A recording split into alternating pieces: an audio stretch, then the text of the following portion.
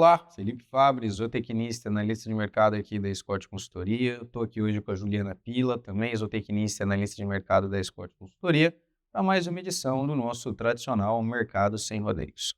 Hoje a gente vai comentar um pouco a respeito da dinâmica de preços do boi gordo ao longo da semana, o mercado de grãos, e toca mais para frente, o que a gente tem já de panorama para 2025. Ju, fazer as honras, como foi a semana nessa essa toada de preços para o boi gordo, veio firme? O que você comenta aí para o pessoal que está nos acompanhando lá de casa?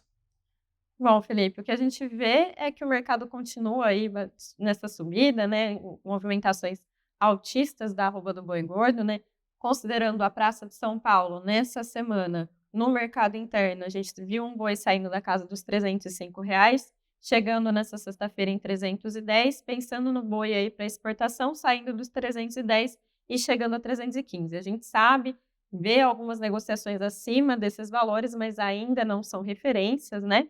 E os fundamentos do mercado que vem dando, essa firmeza, é justamente aquilo que a gente tem comentado aí nas últimas edições do Mercado Sem Rodeios. A gente tem assistido, né, uma menor oferta, principalmente relacionadas às fêmeas, isso tem reduzido as escalas de abate dos frigoríficos, e junto a isso, né, a gente tem uma demanda que tem dado condições, tem dado suporte para essas valorizações. A gente sabe que pensando aqui no mercado interno, a gente tem a sazonalidade, né, ao longo do mês, mas é uma demanda bastante positiva que vem dando firmeza para o mercado e a exportação, né? Exportação aí ao longo de 2024 indo de vento em polpa, né? E acho que um ponto importante até se destacar dessa sazonalidade intramês.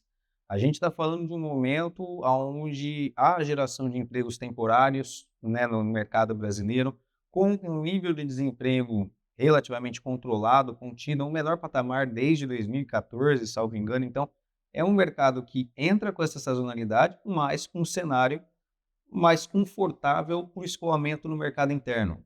Então, por mais que a gente assista em uma ciclicidade ao longo do mês, em setembro talvez a gente não sinta tanto esse peso e tem colaborado com a manutenção dos preços firmes da arroba do boi gordo. A Juliana citou aqui referências acima, né? Para São Paulo a gente chegou a ver alguns negócios pontuais até R$ 320 por arroba, a depender de lote, a depender de distância de frigorífico. Então, um mercado que até o momento se desenha firme para o restante do mês de outubro, estamos entrando na última semana do mês, e muito provavelmente o restante de 2024, esse quadro de firmeza das cotações deve persistir, até porque temos a retomada do período chuvoso, então o vendedor, aquele que trabalha com o sistema de produção em pasto, começa a ter um pouco mais de capacidade de barganha, olhando no mercado de reposição. Os preços das categorias mais jovens, eles estão mais firmes, então estimula o pessoal agora nessa estação de monta a segurar as fêmeas, talvez, por mais tempo, dentro da necessidade de repasse, enfim. Há toda uma conjuntura que, para nós, desenha-se um mercado de preços firmes em curto prazo, mas com alguns pontos de atenção, né? Sim, um dos pontos, né, você já colocou, né, até quanto que esse consumidor ele vai aceitar essas altas vindas aí do varejo, né? Inclusive você trouxe algumas valorizações pra gente do mercado atacadista em relação ao varejo. O segundo ponto é esses animais de confinamento, né, que a gente já está vendo, está aparecendo, mas deve vir com mais ímpeto aí nos próximos dias. Exatamente, esses que são os dois principais pontos balizadores de mercado daqui para frente.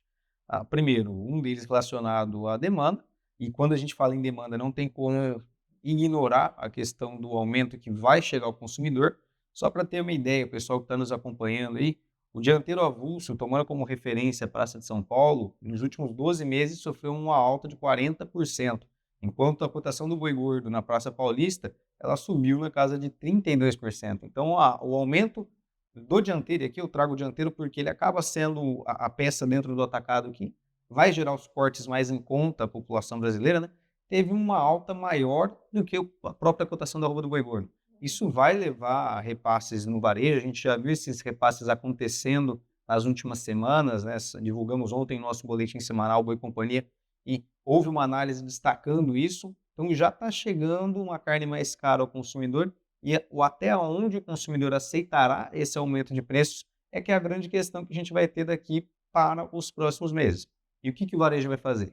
O varejo pode trabalhar com margens menores, mas girando mais o produto, mantendo preços, ou repassar, ter maior dificuldade de escoamento e necessidade de promoções pontuais. Acredito que talvez a segunda opção seja que a gente venha a assistir, até porque a oferta de confinamento ela está chegando, mas está sendo facilmente absorvida por parte da demanda que está existindo, tanto externa quanto interna. E pensando aí para o pecuarista, né? A gente também tem visto uma alta aí, principalmente dos grãos, o milho tá tendo uma cotação mais em alta também. Mas para o pecuarista ainda está favorável a relação de troca, né? Tá sim, até porque, até destacar aqui o milho. Terminamos a colheita de segunda safra há pouco menos de 2 meses, ali entre julho e agosto.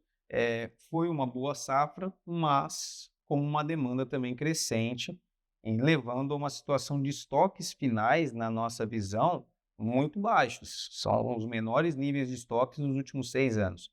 Então, isso tudo tem precificado o milho para cima aqui no nosso mercado. Chegamos a uma referência em Campinas de R$ 70 por saca nos últimos 2 dias, é o maior preço ao longo de 2024 e com dúvidas com relação à oferta para o curto e médio prazo. Quando a gente olha para a primeira safra que entra com a semeadura agora, nesses 2 próximos meses, nós temos uma redução de área de quase 5% em relação à safra passada. É um movimento que tem sido corriqueiro ao longo dos anos, o milho de primeira safra perdendo espaço para a soja ou perdendo espaço para o arroz, engano, região sul como maior produtora de primeira safra, e isso já vai levar a uma oferta um pouco mais fraca, junto com os estoques finais que passam aos seus iniciais, para o começo de 2025. Então, perspectiva de um cenário de médio e de curto prazo, de preços de estabilidade alta. E quando a gente olha para médio prazo, quando a gente pensa já um pouco mais adiante na safrinha, a safra de verão ela esteve atrasada com relação à semeadura até essa semana, essa virada de primeira quinzena para a segunda quinzena no mês de outubro. Chuvas muito irregulares no Brasil Central, Mato Piba, enfim, em grandes áreas produtoras da safra de verão, que devem interferir na janela de semeadura do milho de segunda safra. E isso tem estressado o mercado, nos leva a crer em um cenário de estabilidade alta para o curto e médio prazo no milho, mas essa alta até o momento foi menos intensa do que a alta do boi. Por isso a relação de troca para o produtor está confortável nesse momento, está favorável ao pecuarista e principalmente para o confinador que, se quiser trabalhar com mais um giro agora no final do ano, tem o milho como um insumo aí interessante para aquisição. Então, assim, cenário bastante otimista e pensando pelo menos nesse curto prazo, né? Agora, pensando um pouquinho mais longe, lá para 2025, Felipe, a gente já tem alguns dados, alguma coisa que a gente possa comentar? Falamos aqui a respeito um pouco do milho, vamos puxar para o boi, né? Essa alta ela veio vertiginosa, acho que nem o mais otimista do vendedor esperava um momento tão forte num intervalo tão curto de tempo. E para 2025, o desenho que nós temos até agora é positivo.